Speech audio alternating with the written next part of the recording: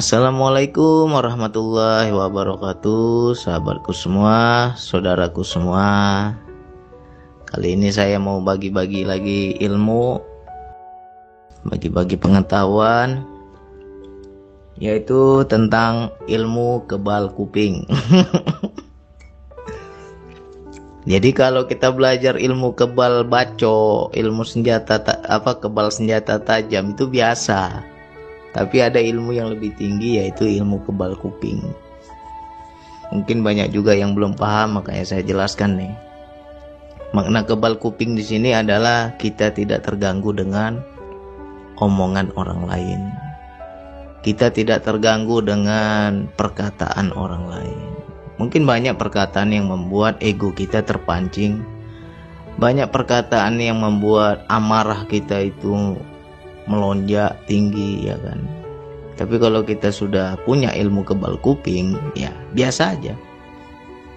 Hal yang paling sering terjadi adalah di rumah tangga, ya. Jadi kalau istri lagi ngomel, anggap aja kita sedang belajar ilmu kebal kuping, ya.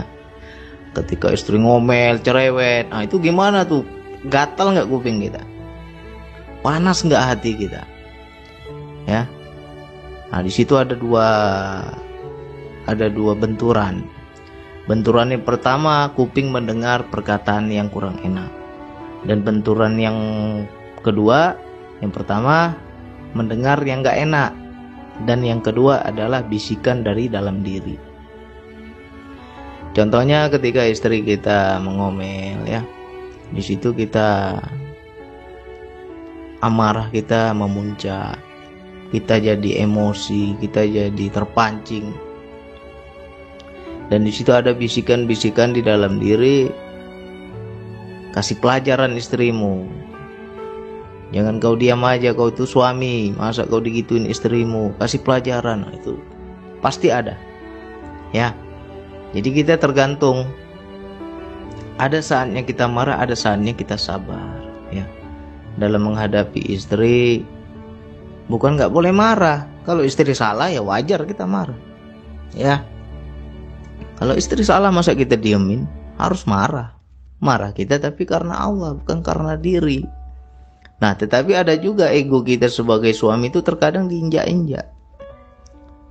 Nah, di situ kita bisa nggak kebal kuping kita ini, ya. Jadi biarkan suara itu hanya di telinga, jangan sampai masuk ke hati. Jangan sampai masuk ke kepala kita. Jangan sampai menjadi prasangka, jangan sampai kita mengikuti nafsu. Jangan sampai kita mengikuti bisikan. Ini kan enak aja setan mancing kan. Setan memancing itu dengan perkataan istri. Ya. Kita pernah nggak nyadari bahwa setiap kita bertengkar dengan istri, setan itu lagi main pingpong, ya, dioper sana, dioper sini, dioper sana, dioper sini. Kita ini jadi pingpong, bola pingpong kita. Ya, istri kita dibisiin, kita pun dibisiin. Nah, melawan kamu, melawan. Akhirnya istri kita melawan. Istri udah melawan, kita juga dibisiin. Tempeleng, kasih pelajaran sedikit, yang kau diam aja. Akhirnya apa? Melayang tangan kita, ya kan? Nah itulah, kita ini banyak nggak sadar bahwa dalam hidup ini kita banyak jadi bola pingpong gitu, dimainin oleh setan. Sodor sana, sodor sini, oper sana, oper sini, ya.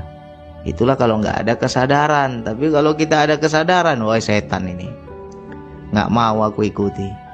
Setan dimancing-mancing ini, nggak mau aku ikuti. Kalau kita betul sadar, kita akan menyaksikan suara-suara itu, ya. Jadi belajar zero itu bukan hanya sekedar kalimat, bukan hanya sekedar kata zero, nol ego, tapi harus kita terapkan dalam hidup.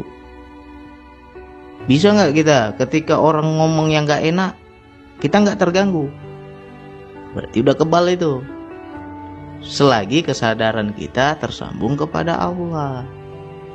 Ada orang ngomongin kita, ngata-ngatain kita, fitnah kita, di situ amarah kan memuncak, ngamuk kita. nggak terima kita digituin kan. Nah, tetapi di situ juga jangan sampai kita jadi bola pingpong. Harus bisa kita dengar itu apa perintahnya nih, dorongannya, bisikannya. Ya. Kalau betul kita sadar kepada Allah, kita nggak lihat makhluk, tapi tembus langsung Allah yang kita lihat. Allah lah yang sedang mengujiku, Allah lah yang sedang mengajarkan kesabaran melalui perantara makhluknya. Jadi orang yang ngata-ngatain kita itu sebenarnya ya ada afal Allah juga di situ. Ya. Kita harus bisa melihat Allahnya. Ya, ini ujian bagiku. Berarti perintahnya sabar. Mau ngoceh kayak manapun kalau kita udah kebal kuping ini, nggak terpengaruh.